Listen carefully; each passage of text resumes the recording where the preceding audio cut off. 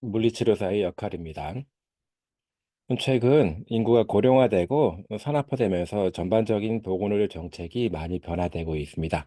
그리고 어, 건강에 대한 인식 개선으로 인해서 물리치료사에 대한 전반적인 사회 인식이 많이 좋아지고 있습니다. 그래서 물리치료사들은 이러한 보건의료 환경의 변화를 직접적으로 다 수용할 수 있는 자세가 필요합니다. 물리치료사의 역할과 지위가 변화되고 있고, 그리고 물리치료 서비스, 그리고 여러 가지 환경에서의 조건들이 많이 변화되고 있어서 임상 현장에서는 이러한 물리치료의 특성에 대한 것을 잘 알고 있을 필요가 있겠습니다. 첫 번째, 물리치료사의 역할은 일단은 병원뿐만 아니라 병원이 아닌 곳, 보건소라든가 특수학교 질병관리본부 또는 산업안전관리공단 등등 굉장히 많은 부분에서 물리치료사들이 근무를 하고 있습니다. 물리치료사의 주된 업무는 물론 환자 치료를 하고 관리해 주는 겁니다. 법률적으로는 물리치료사가 온열 치료, 전기 치료, 광선 치료, 치료, 기계 및 기구 치료, 마사지, 기능 훈련, 신체 교정 운동, 재활 훈련과 같이 필요한 여러 장비라든가 약품 사용 관리 또는 기타 물리치료적인 치료 업무에 종사하는 보건의료 전문가로 규정되어져 있습니다. 최근 이제 미국 물리치료사협회에서는 물리치료 실기 표준에 대한 거를 설정을 해서 공표를 했습니다. 일단 과거랑 좀 다르게 과거에는 주로 질병 치료에 중점을 두고 시행했다라고 하면 최근에는 윤리적인 또는 법적인 부분도 많이 고려를 해야 되고 환자 치료와 관리뿐만 아니라 물리치료 서비스, 행정, 교육, 연구에 이르기까지 심지어는 지역사회 책임에 이르기까지 많은 것들을 제시해서 설명하고 있습니다. 대개 이제 전체적인 의료 관리는 1차, 2차, 3차로 나눠질 수 있습니다. 1차는 주로 예방입니다. 예방 차원에서의 건강관리 서비스라고 볼 수 있고, 여기에서는 이제 일반이라든가 가정이 물리치료사가 직접적으로 관여되어져 있습니다.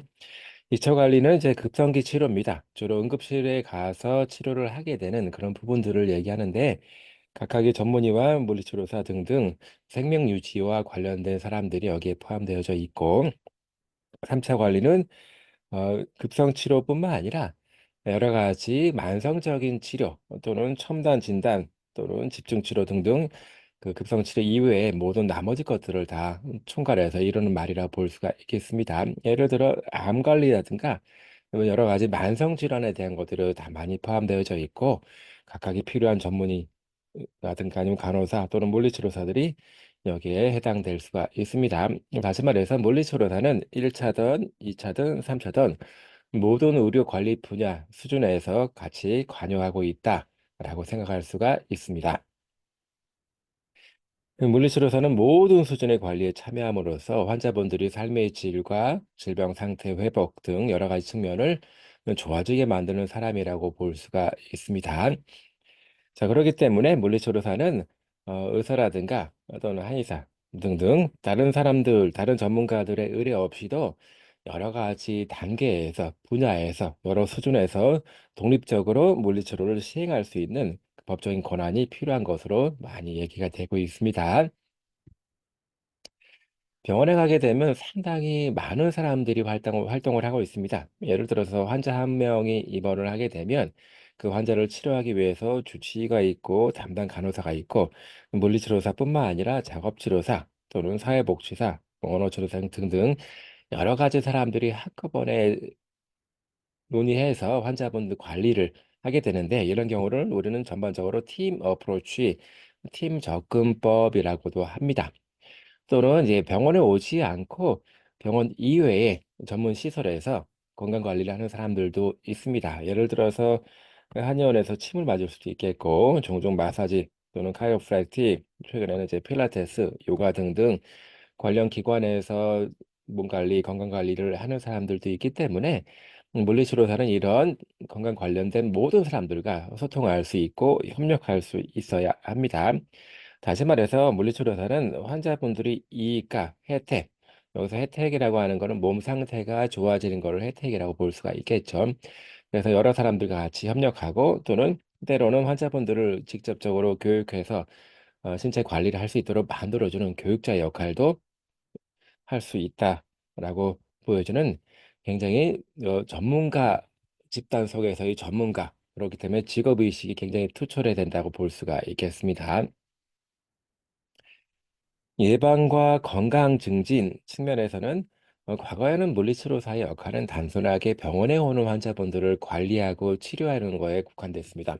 다시 말해서 병원에서 질병을 치료하고 상태를 좋아지게 만드는 것에 중점을 두었다라고 하면, 최근에는 그것뿐만 아니라 전체적인 건강 증진 활동에 또는 여가 활동에도 관여를 하고 있습니다.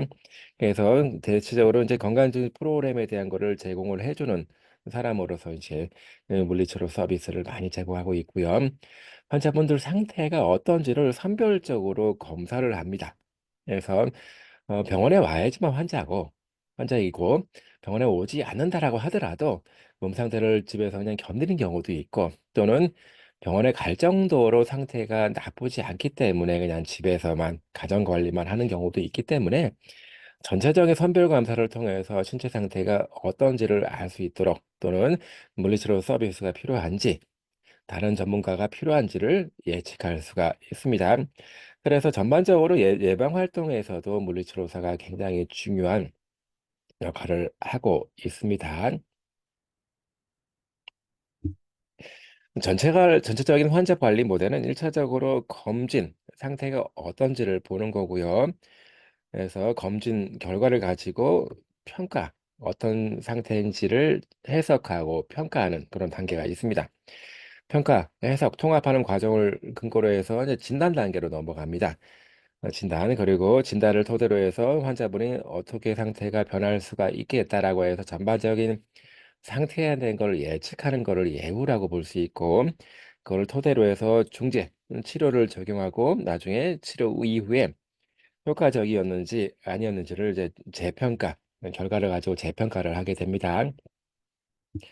첫 번째는 검진입니다. 영어로 이그제미네이션이라고 하는데, 검진의 첫 단계는 병력 청취입니다.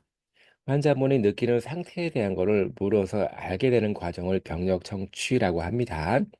그리고 개통 검토가 있는데, 특히 5가지 영역, 근육, 뼈대계, 신경계, 또는 심혈관계, 호흡계, 피부계 등등 관련된 계통을 대개 어느 한 곳이 안 좋다고 해서 거기에만 문제가 아니라 다른 여러 부위, 여러 부분에서 문제가 생기면서 같이 아프거나 같이 안 좋아지는 경우가 많기 때문에, 특정 원인을 집중적으로 알아보기 위해서는 전반적인 계통 평가가 필요합니다. 어떤 경우에는 물리치료사가 통합적으로 관리하기가 어려운 경우도 있어서 이런 계통 검토를 통해서 다른 전문의에게 다시 의뢰를 해서 또 자세한 정확한 치료가 될 수 있도록 하는 것도 물리치료사의 큰 중요한 역할이라 볼 수가 있습니다. 그리고 전반적인 검사와 측정을 통해서 상태를 파악해라는 과정, 이거를 전체적으로 검진, 에그제미네이션이라고 합니다. 그림에서 보는 것처럼 전체적인 자세라든가 몸 상태가 어떤지를 보는 거, 또는 근력 평가를 하는 거, 관절이 어떻게 움직이는지를 보는 거, 또는 전반적인 호흡 기능, 또 운동을 하면서 신체적인 상태, 호흡 상태가 어떻게 변하는지 등등 여러 가지 상태에서 조건에서 검사를 이어갈 수가 있습니다. 대표적으로 많이 하는 검사는 일차적으로 통증입니다. 대부분의 환자분들이 어디가 안 좋아서 아파서 오는 경우가 많기 때문에 통증 상태가 어떤지를 보고 근력 또는 근지구력에 대한 것도 이제 평가를 하게 됩니다. 또 관절 상태가 얼만큼 유연한지, 유산소 능력, 심폐지구, 심호흡, 지구력이 어떤지를 보는 거, 또는 균형이라든가 뼈대개 상태, 변형이 있거나 기형적으로 발전된 부분이 있는지를 상태에 보는 겁니다. 또는 말초신경계의 기능, 또 얼만큼 움직여지는지, 또는 전반적인 자세 평가서부터 해서 감각 통합 또는 환경적인 것, 더 나아가서는 지역 사회 내에서 어떻게 움직여지는지도 평가하고, 직장 생활 또는 이제 나이가 어린 학생들 같은 경우는 학교에서의 생활까지도 같이 관여해서 평가를 할 수가 있습니다. 평가, 이밸류에이션은 검진을 통해서 알게 된 것들을 바탕으로 해서 해석하는 과정이라고 볼 수 있습니다.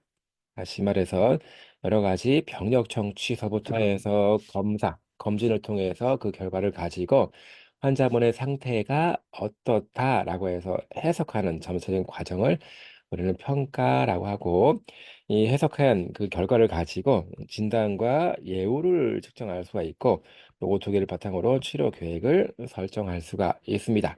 그래서 평가 단계가 굉장히 중요하다라고 말할 수가 있습니다.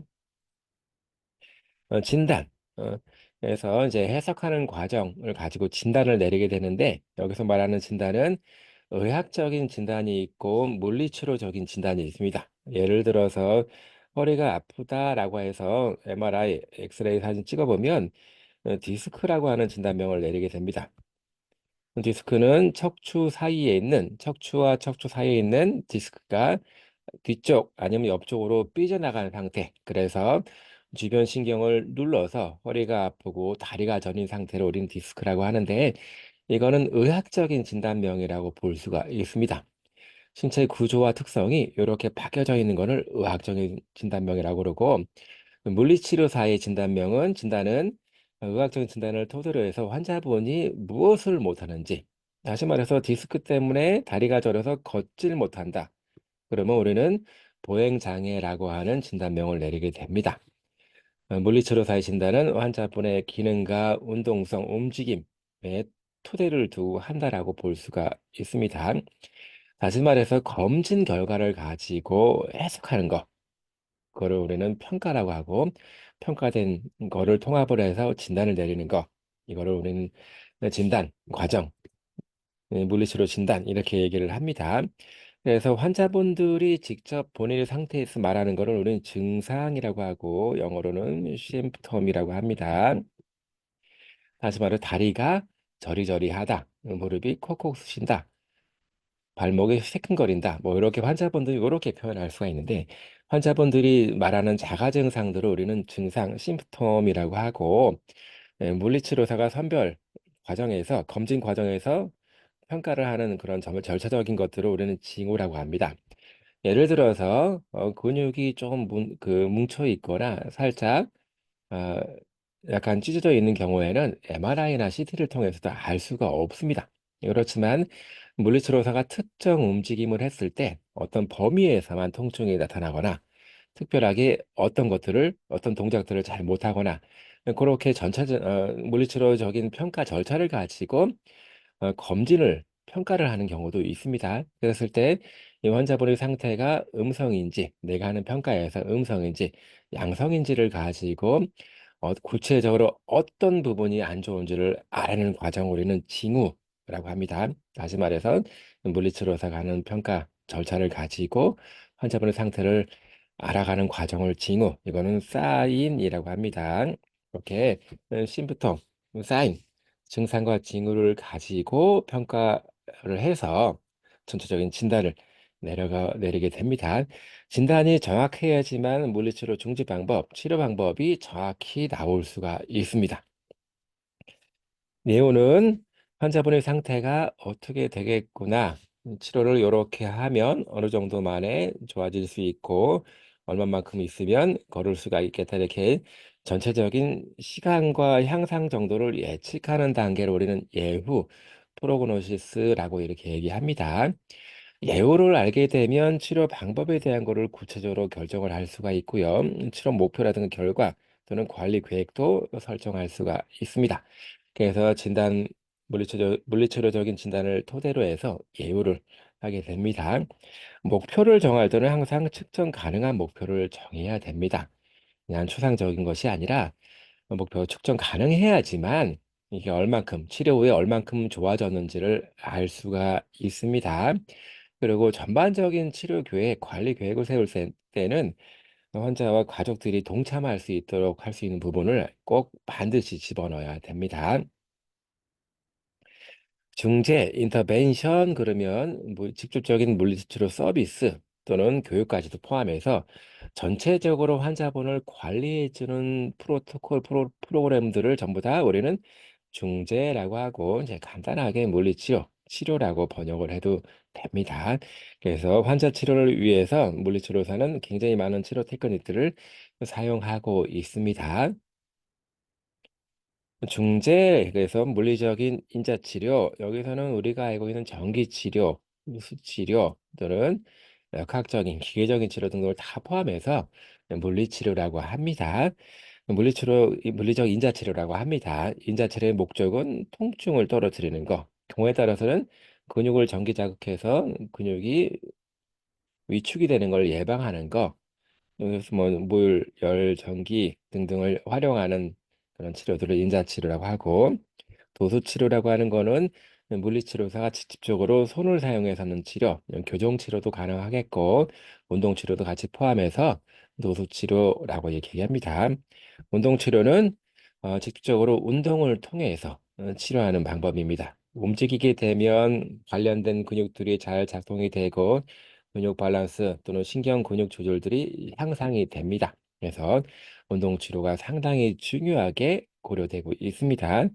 또는 기능 훈련, 신체적인 기능이 떨어지거나 아니면 신경 마비가 있게 되면 평상시에 잘했던 동작들을 잘 못하게 됩니다. 예를 들어서 잘 걷다가 뇌졸중이 있은 다음에 보행이 걷는 게 어려워지는 경우도 있습니다. 그런 경우는 걷는 기술, 기능 훈련에 대한 거를 직접적으로 해야 되고, 또는 호흡기 물리치료라고 해서 가래가 많이 쌓이게 되면 숨 쉬는 게 힘들어서 여러 가지 안 좋은 상태가 될 수가 있는데, 그래서 가래를 빼주는, 쉽게 말하면 가래를 빼주는, 기도 안쪽에 쌓여 있는 분비물을 제거해주는 기도 청결 요법들도 있고, 보조기 같은 쓸 수도 있고, 피부계 또는 지역사회 활동 등 여러 가지 환자분 교육까지도 포함해서 물리치료 중재로 볼 수가 있습니다. 자세 교정하는 거라든가 아니면 목 쪽, 머리 쪽을 도수치료하는 거라든가 마사지 또는 뭐 열치료, 하패, 열찜질 또는 냉찜질, 그리고 경우에 따라서는 이렇게 보행 훈련에 대한 거, 기능 훈련도 같이 포함해서 전체적으로 중재, 인터벤션이란 말을 쓰고 있습니다. 되게 과거에는 이제 치료가 병원에서 이루어지다 보니까 환자분들이 퇴원해서 어떻게 동작하고 어떻게 활동할지에 대한 거는 크게 고려하지 않았지만, 최근에는 환자분들의 삶의 질이 중요하기 때문에 병원에 있을 때뿐만 아니라 퇴원해서도 가정 지역사회에서 잘 지낼 수 있도록 그런 식의 연습들을 많이 시키게 됩니다. 뭐 예를 들어서 휠체어를 타고 건물 안팎을 돌아다니는 거, 아니면 지팡이를 짚고 이제 횡단보도라든가 지역 사회에서 직접적으로 걸을 수 있는 거, 이런 것들을 제 기능 훈련에 많이 포함시켜서 시행하고 있습니다. 결과는 중재가 효과적인지 아닌지를 평가하고 판단하는 것입니다.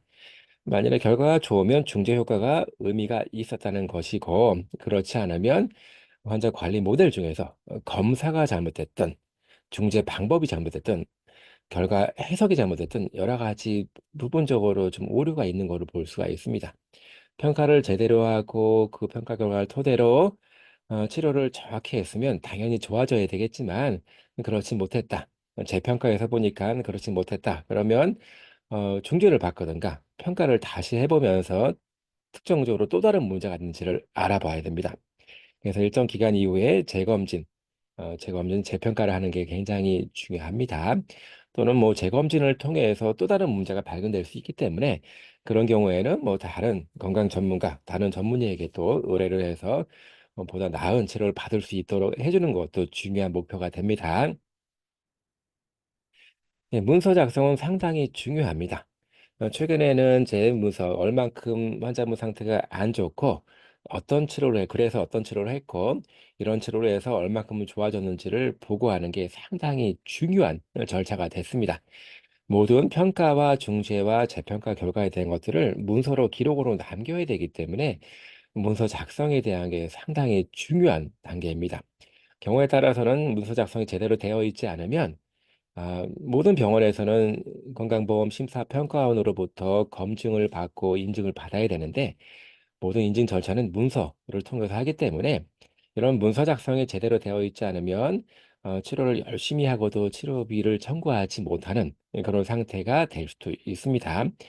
문서 작성할 때 되게 중요한 사항은 간단하게 길게 쓰는 것이 아니라 간단하고 정확하게 하는 게 중요하겠습니다. 예를 들어 이제 약어를 쓰는 경우도 있는데, 약어는 공통된 약어를 써야 됩니다. 이미 우리가 누구나 쓸 수 있도록 표준화된 약어들이 있습니다. 본인 임의대로 약어를 쓰는 것이 아니라 꼭 그런 약어를 사용해야 됩니다. 왜냐하면 문서를 작성하는 거는 내가 보려고 하는 목적도 있지만 자신뿐만 아니라 다른 사람들이 보고 환자분 상태를 구체적으로 알 수 있도록 해주는 그런 역할도 있기 때문에 모든 사람들이 다 알 수 있도록 문서가 작성이 돼야 됩니다. 최근에는 그래서 이런 문서 작성 단계를 과거에는 다 글로 쓰고 의무 기록을 다 보관했지만 지금은 전자 의무 기록에서 일렉트로닉 메디컬 레코드에서 EMR 시스템이 잘 보급되어져 있습니다. 그래서 제 환자분 상태를 문서로 기록하는 것도 좀 편해졌고 보관도 상당히 간편해졌습니다. 일단은 뭐 전반적인 환자의 체계적인 평가 계획을 수립하기 위해서 문서 작성을 반드시 해야 되고 또 이제 팀 어프로치, 팀 접근법에서 다른 전문가들이 환자분 상태를 구체적으로 알게 하기 위해서는 문서 기록된 거를 보여줘야 됩니다. 그래서 서로 공유할 수 있도록 해주는 것도 상당히 중요하겠고 경우에 따라서는 보험회사, 건강보험회사 아니면 사설보험회사에서 이런 기록을 필요로 할 때가 있습니다. 거기서는 직접적으로 이제 돈을 이제 비용을 지불해야 되는 그런 측면이기 때문에 비용 지불에 대한 합당성을 그 증빙하기 위해서는 이제 문서 기록이 필요합니다. 또는 이제 연구와 교육을 위한 하나의 중요한 자료로 또 필요한 것이 문서 작성이라고 볼 수 있습니다. 문서 작성법에는 이제 우리가 구체적으로 SOAP 과정을 통해서 작성을 하게 됩니다. S는 일단 서브젝티브, 주관적인 정보를 말하는 거고, O는 오브젝티브, 객관적인 정보를 의미를 합니다. A는 어세스먼트, 평가, 그리고 P는 치료 계획, 플랜, 수업, 노트, 이런 그 방식을 통해서 기록을 하고 기록한 거는 분명히 날짜와 작성자의 서명을 남겨야 됩니다. 나중에 이제 그 날짜 기록이 중요할 수도 있고 그럼 또 누가 이렇게 평가를 하고 어떤 치료를 했는지 확인하기 위해서는 작성자가 누구이라고 하는 거를 반드시 표시를 해 놓아야 합니다.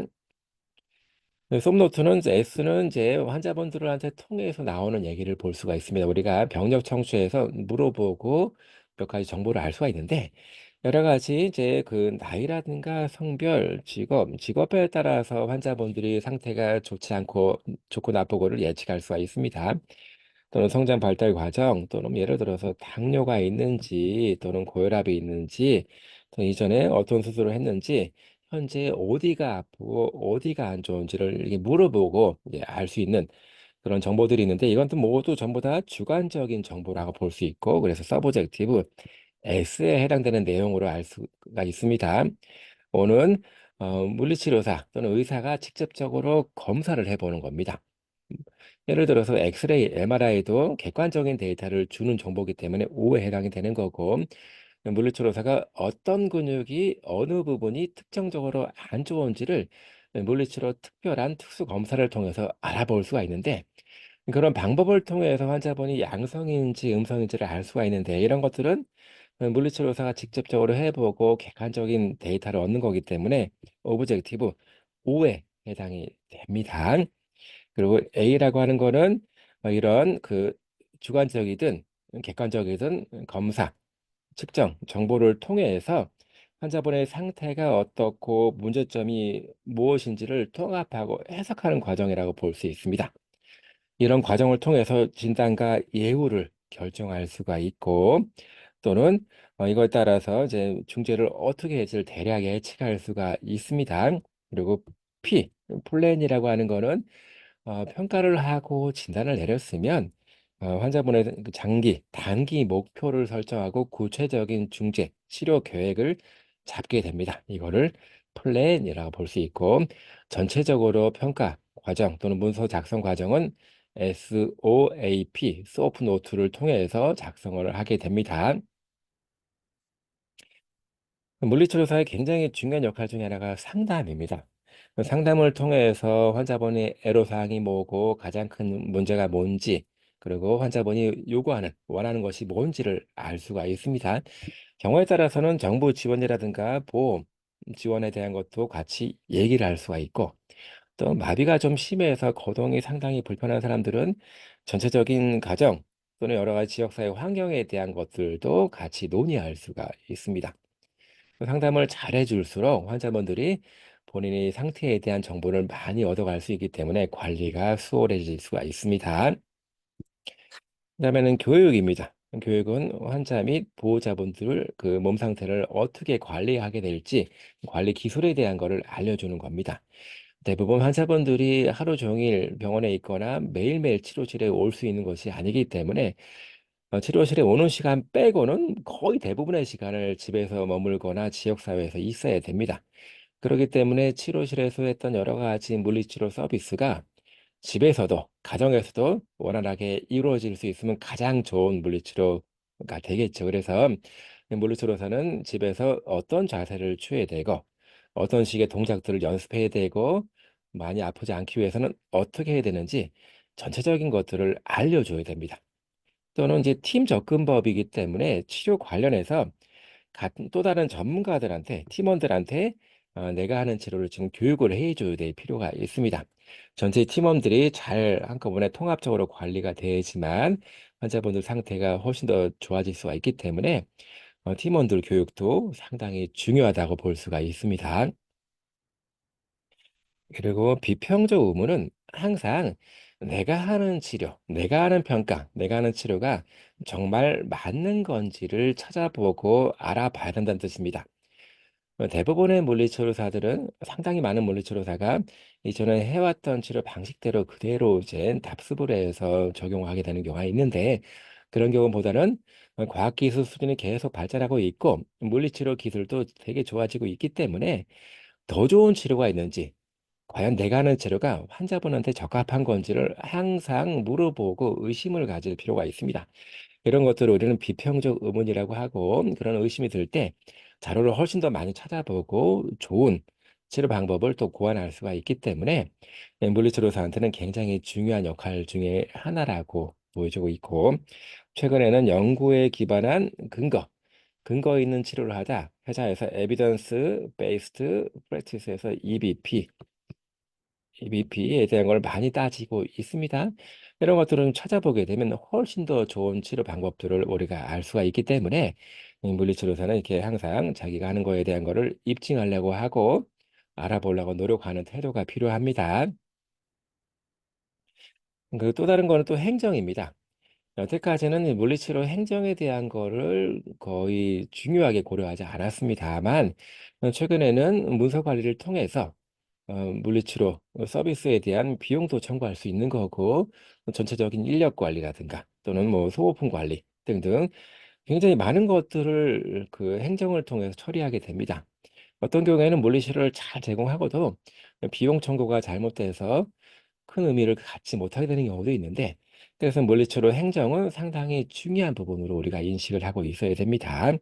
전체적인 운영 계획이라든가 인력, 장비 관리 습관, 예산 관리 등 물리치료 행정적인 측면이 잘 뒷받침이 안 되면 물리치료의 역할과 태도와 그 효율성이 많이 떨어질 수밖에 없습니다. 자, 요약하자면 물리치료에서는 검진하고 평가하고 진단 내리고 예후 파악하고 중재, 치료를 적용하는 게 상당히 중요하게 되는데 이런 것들은 환자분들 상태를 좋게 만드는 것뿐만 아니라 전반적인 기능을 높이는 데도 큰 도움이 됩니다. 또 이런 그 여러 가지 체계들을 이제 무조건 문서로 남기고 최근에 이제 전자 기록 체계를 통해 남기고 그 외에도 상담, 교육, 연구, 행정 등 물리치료사 역할은 나날이 커지고 있습니다. 특히 물리치료사가 혼자 일하는 것이 아니라 여러 가지 다른 전문가들과 함께 협력하고 있기 때문에 다른 전문가, 이거 팀 어프로치에 관계된 것들도 크게 고려하고 있는 것이 필요하겠습니다.